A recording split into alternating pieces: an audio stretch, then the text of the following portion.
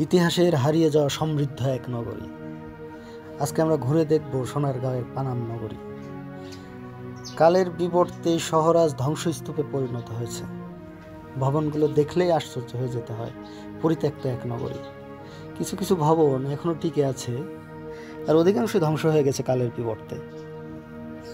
দেখলেই অনুমান করা যায় কতটা সমৃদ্ধ ছিল এই নগরী। ধ্বংসস্তূপের এই শহরে দাঁড়িয়ে হারিয়ে যেতে হয় কল্পনার অতল গহ্বরে। যেই শহর এক সময় ছিল ধনী বণিকদের বসবাস, তা এখন হয়ে উঠেছে ভগ্ন ইটের স্তূপ। 15 শতকে ঈশা খাঁ বাংলার প্রথম রাজধানী স্থাপন করেছিল সোনারগাঁওয়ে। এই শহরটার পূর্ব দিকে ছিল মেঘনা, আর পশ্চিমে শীতলক্ষ্যা নদী বয়ে গেছে।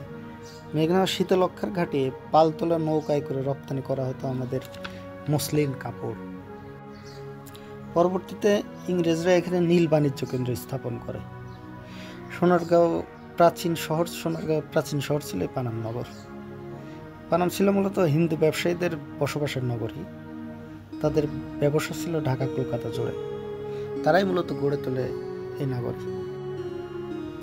1611 সালে মোগলদের সোনারগাঁও অধিকারের পর রাজধানী শহরের সাথে বেশ সরাসরি সড়ক সেতু নির্মাণের পর যোগাযোগ সরাসরি স্থাপিত হয়। বাংলার স্বাধীন 12 ভূঁইয়াদের অন্যতম ছিল ঈশা খাঁ। তার পদচারণা ছিল এখানে সবসময়।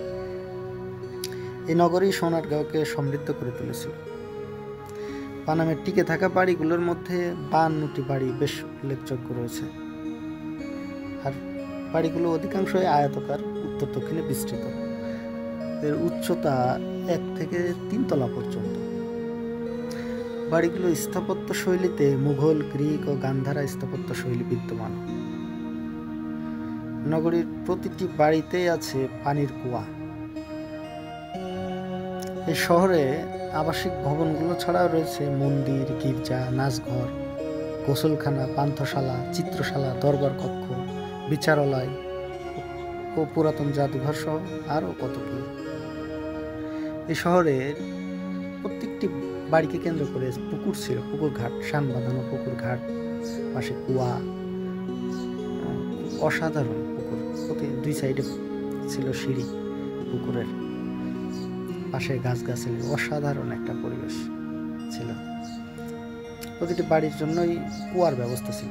তো এখানে দেখছি কুয়া আছে প্রচুর, দুই একটা বাড়ি মিলে একটা কুয়া। কুয়াগুলো বেশ অসাধারণ।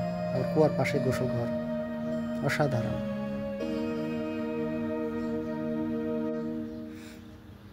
উনিশশো 65 সালে যখন ভারত পাকিস্তান সাম্প্রদায়িক দাঙ্গা বাঁধে, সেই সময় লুটেরারা এই নগরীর সব কিছু লুট করে নিয়ে যায়। মুক্তিযুদ্ধের সময় বহু ব্যবসায়ী ভারতে পাড়ি জমালে তারপর পানাম একেবারে জনমানব শূন্য হয়ে ওঠে। এই শহর এরপর আর জেগে ওঠেনি। এভাবেই কালের বিবর্তে হারিয়ে গেছে আমাদের এই পানাম নগরী। কল্পনা করা যায় এক সময় প্রাণ প্রাচুর্যে ভরপুর ছিল এই শহর, আজ তা শুধুমাত্র ভগ্ন ইটের স্তূপ হয়ে দাঁড়িয়ে আছে।